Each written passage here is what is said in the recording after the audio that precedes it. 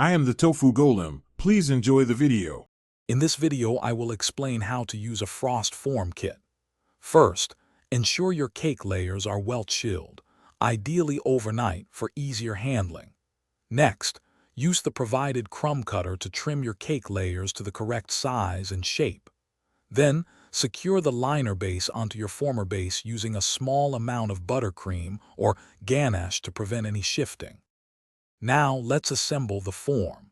Insert the liner into the crumb cutter, then place both onto the former base.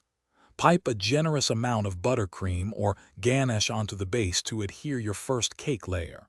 Continue stacking your cake layers and frosting, pressing down firmly after each layer to ensure a secure and even build. Once your cake layers are stacked, center the cake and liner, then slide the crumb cutter halfway up. Next, place your cake with its base onto a small support item, then slide the main form over it, securing the liner clip. Pour or pipe your softened frosting into the form, ensuring it covers the top of the cake. Gently tap to release air bubbles, then chill for 3 to 4 hours or overnight until firm. After chilling, it's time to demold your perfectly frosted cake.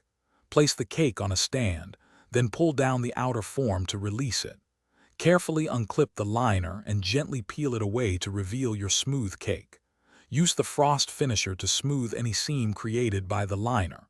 Finally, fill any small air bubbles or holes with leftover frosting for a flawless finish. Thanks for watching. Consider subscribing if we helped you today.